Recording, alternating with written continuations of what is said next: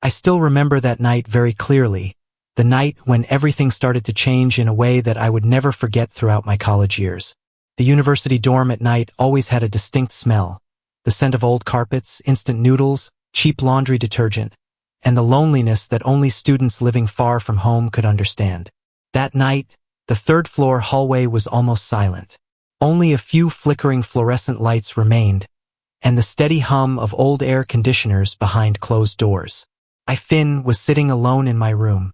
My roommate had gone home for the weekend, leaving me the cramped space with just 2 bunk beds, a study desk, and a window overlooking the parking lot. I turned on my laptop, pretending to work on an assignment, but my mind was wandering elsewhere. Nights like this often made me think too much. About my family in Ohio. About choosing a university thousands of miles from home. And about Roman. Roman lived in the room at the end of the hallway. We'd known each other since freshman year, in the same sociology class. He was the type of person you couldn't help but notice. Tall, broad-shouldered, with dark brown hair always a bit messy like he'd just rolled out of bed, and gray eyes that looked straight at you. Roman didn't talk much, but whenever he did, his deep voice made me listen unconsciously. We weren't best friends in the sense of sharing every secret. We were something in between. Close enough to sit next to each other in the library until late. Close enough for Roman to sometimes prop his feet on my chair while we watched movies together in the common room. But never close enough to name what was hanging between us. I'd gotten used to pretending not to notice when Roman's gaze lingered on me longer than usual. Used to my heart racing whenever he accidentally brushed my hand. Used to reminding myself not to overthink it, not to hope. That night, I was halfway through reading a research paper when I heard a knock on the door. 3 knocks. Not too hard. Not rushed. I looked up, frowning slightly. Who could it be at this hour? My roommate definitely wasn't back yet. I glanced at the clock. 11:47 p.m. The knocks came again. Clearer this time. Finn. A deep voice called from the other side of the door. My heart skipped a tiny beat. Roman. I stood up and walked slowly to the door. My mind was a whirlwind of chaotic questions. Why was he here at this hour? Had something happened? Or did he just need to borrow something? I opened the door. Roman stood there, wearing a gray hoodie and black sweatpants, his hair wet like he just showered. He looked different, not his usual calm self. His eyes were darker, deeper, as if holding back something heavy. "Hey," he said softly. "Hey," I replied, trying to keep my voice normal. "What's up?" Roman was silent for a few seconds. I could hear my own heartbeat pounding in my chest. The hallway behind him was eerily quiet. "Are you free?" Roman asked, his voice lower than usual. "I don't want to be alone tonight." Those words hit me like a gentle but direct punch to the chest. I stepped aside. "Come in." Roman entered the room. The door closed behind him with a small click that echoed strangely. The already cramped space suddenly felt even more enclosed, as if the air between us had thickened. Roman stood near the door, hands in his hoodie pockets. I noticed his shoulders were slightly tense. I'd never seen Roman like this. Hesitant, uncertain, almost vulnerable. "Want to sit?" I pointed to the bottom bunk of my roommate's bed. Roman nodded. He sat on the edge of the bed, head bowed, staring at the floor. I pulled up a chair and sat across from him, not knowing what to say next. A long silence stretched out. "Finn," Roman spoke up, still not looking at me. "Do you ever feel like you're out of sync with everyone around you?" I froze. "Tonight, I just fought with my girlfriend," he continued, his voice steady but with a slight tremble. "Or rather, I lied to her one more time." I swallowed hard. I knew Roman had a girlfriend, a pretty girl in the same department, who often held his hand while walking across campus. I'd always told myself I had no right to be jealous, but hearing him mention her like this made my heart tighten. "About what?" I asked softly. Roman looked up, meeting my eyes for the first time since entering the room. Those gray eyes locked onto mine, unflinching. "About who I am," he said, "and about how I think about you more than I should." The room seemed to stop breathing. Goosebumps rose on my arms. I wasn't sure I'd heard him right, but I knew that moment, the moment when all the barriers I'd built over 2 years of college began to crack. Roman kept looking at me, waiting, as if tonight he'd knocked on my door not just to escape loneliness, but to open up something we'd both feared for too long. I didn't answer right away, not because I had no answer, but because I had too much to say. My throat was dry, my mind spinning like I'd been yanked from a 2-year dream and thrown into reality. Roman sat there, his back slightly hunched, hands clasped together. I'd never seen him look so fragile. In my eyes, Roman had always been steady, the kind of person who knew where he was going, even if quiet. But now, he seemed like he was standing on the edge of a cliff, where one word from me could let him step forward or fall. Why me? I asked, my voice lower than I expected. I mean, why tell me this? Roman gave a soft laugh, but it held no joy. Because I can't pretend with you anymore. He took a deep breath, then continued, choosing his words carefully. Every time I'm with you, Finn, I feel more like myself. And that's terrifying. I leaned back against the desk behind me, feeling like I needed something to hold me up. Since coming to California for college, I'd gotten good at hiding my emotions. I smiled at the right times, said safe things, loved people who didn't break my heart. But Roman, he was always the exception.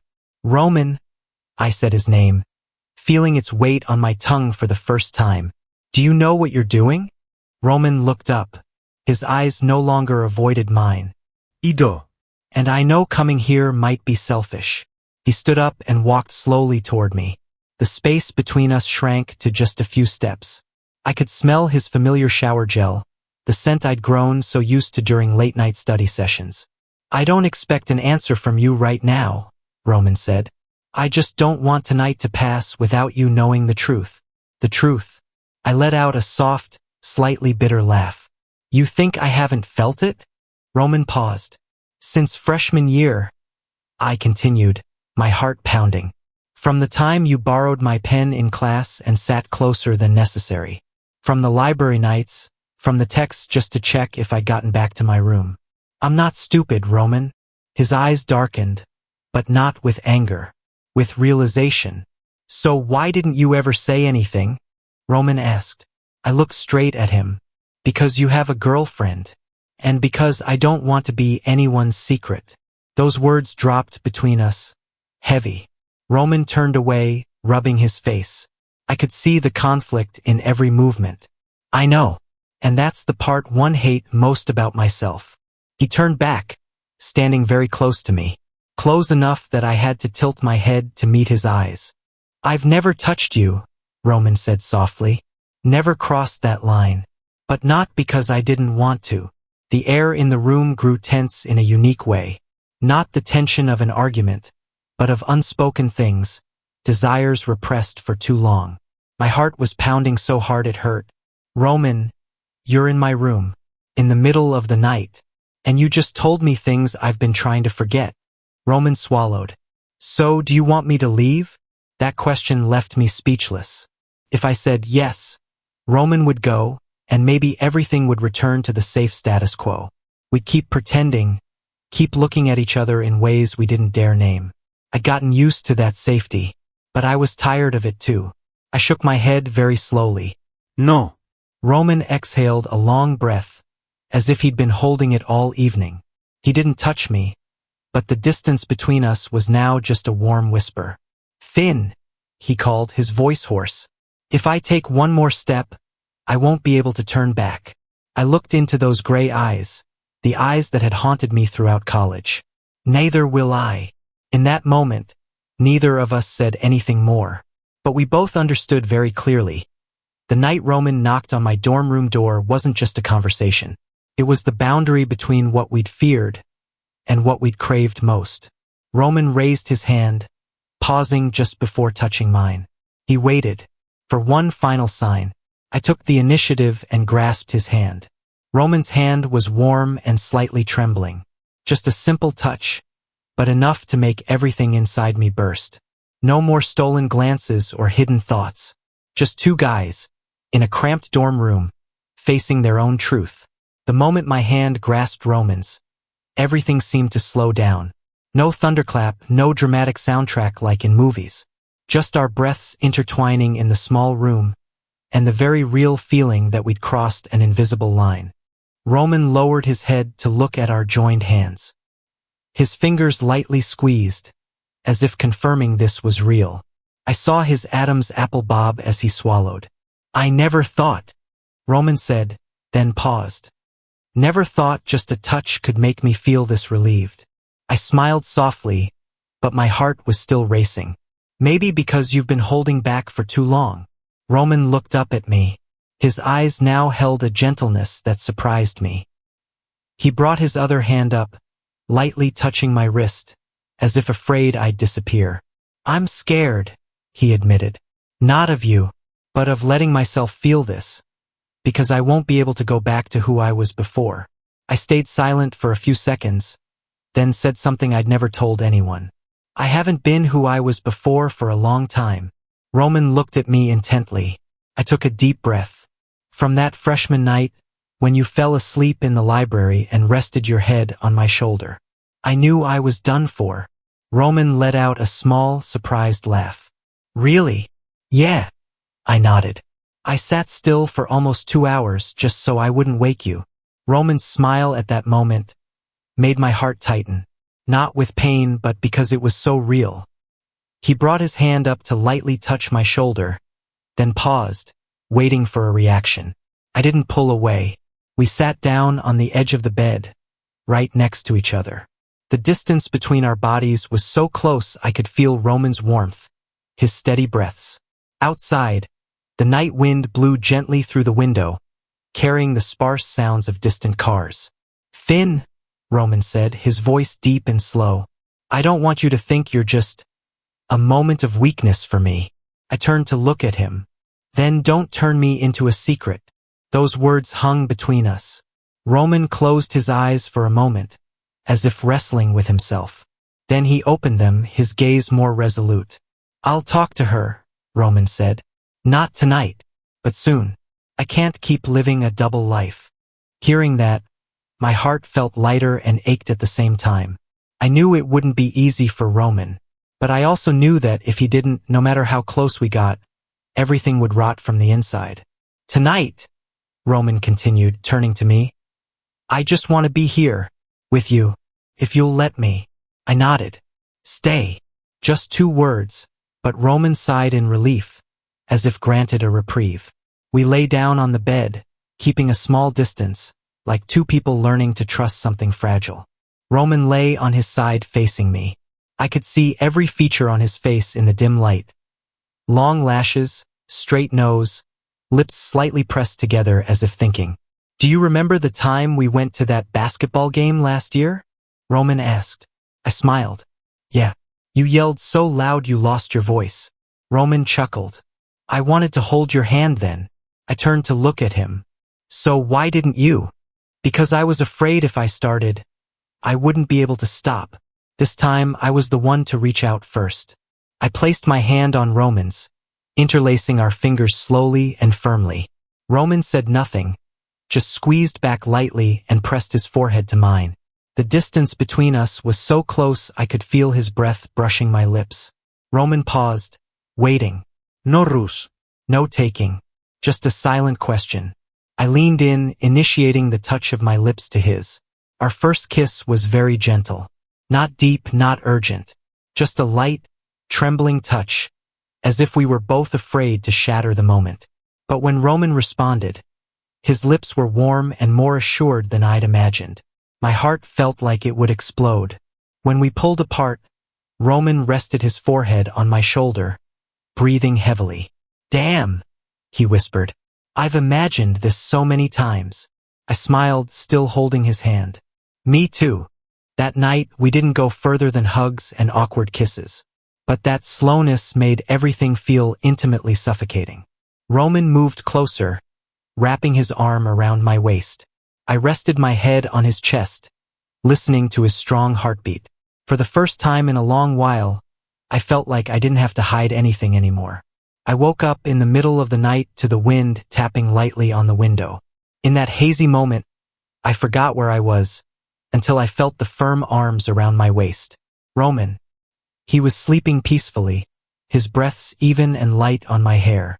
We were still fully clothed, lying close on the narrow dorm bed where every small movement made our bodies touch. I didn't dare move, afraid to break this fragile peace. I listened to Roman's heartbeat, slow, deep, so real it made my eyes sting. I'd never thought I'd get to lie like this, not in imagination, not in a fragmented midnight dream, but for real. But alongside that peace came worry. Tomorrow morning, when sunlight flooded through this window, things wouldn't be as simple as tonight. I shifted slightly, turning over. Roman instinctively tightened his hold.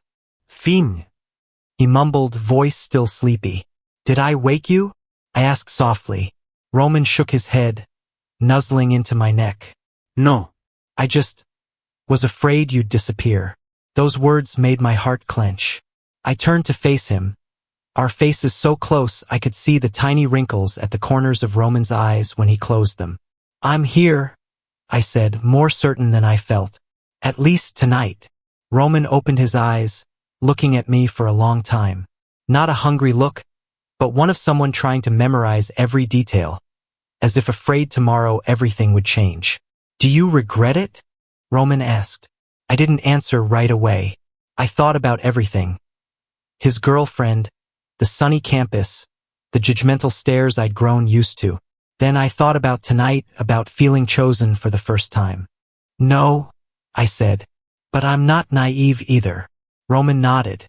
"I know, and I don't want to drag you into a mess. But you already have," I said bluntly, without blame. "The question is, what are you going to do next?" Roman exhaled slowly. "Tomorrow I'll talk to her. Not to blame, not to hurt, but to end it." Hearing those words, I felt relieved and scared, because once Roman actually did it, his world and mine would shift. "You don't have to do it just for me," I said. Roman brought his hand up, touching my cheek. His fingers were warm and slightly trembling. "No, I'm doing it for me. And because I don't want to look at you like you're something I'm not allowed to want." This time, when we kissed, it wasn't tentative awkwardness anymore. The kiss was deeper, slower, carrying understanding. I felt the hesitation and the determination in every movement of Roman's. We stopped before things went further. Not from lack of desire, but because we both understood. Some things needed to be in the right place at the right time to not become regrets. The next morning, I woke up before Roman. Early sunlight filtered through the curtains, casting a pale gold on his face. Roman looked younger in sleep, less tense than usual. I sat up, quietly watching him. Part of me wanted to believe everything would be okay. Another part was used to preparing for the worst. Roman opened his eyes, catching my gaze. "Morning," he said, voice husky. "Morning," I replied. We both smiled, a small but real one. Roman sat up, pulling me close. "No matter what happens today," he said, "I don't regret knocking on your door last night." I nodded. "Me neither." Roman left my room before breakfast. Before going, he turned back, lightly touching my hand. A small gesture, but full of meaning. When the door closed, the room felt strangely quiet. All that day, I couldn't focus on anything. I went to class, listened to lectures, nodded at the right times, but my mind kept returning to the question, what was Roman doing right now? The message came in the afternoon, while I was sitting alone in the campus cafe. "Roman, I'm done." It wasn't easy, but I told the truth. "I'm going for a walk. You free tonight?" I stared at the screen, heart racing. I typed, deleted, typed again. Then yes, my room. The 3 dots appeared, then disappeared. Finally, the message came. "Roman, thanks for waiting." I set the phone down, taking a deep breath. Tonight, Roman would knock on my door again. But this time, not to run away, to face it. And I knew, no matter how hard the road ahead, that moment, the night he knocked on my dorm room door, had become the starting point of a story I no longer wanted to deny. The knock came at 9:18 p.m. Still those familiar 3 knocks. Not hurried, not hesitant. But this time, my heart didn't skip from surprise, but from anticipation. I stood up almost immediately, a wave of nervousness spreading through me. When I opened the door, Roman stood there, in his familiar gray hoodie, but his face was different. More tired, more somber, and relieved in a strange way. "Hey," he said. "Hey," I replied. We looked at each other for a few seconds. Then I stepped aside. "Come in." Roman entered, closing the door behind him. This time, there was no suffocating tension like the night before. Instead, a sense of seriousness, as if we were stepping into a new chapter that we both knew we couldn't turn back from. Roman sat in the chair, hands on his knees. "I hurt her," he said bluntly. "And I hate that." I sat on the bed, facing him. "You couldn't avoid it." "I know," Roman nodded. "But I didn't lie anymore. At least not to her. And not to you."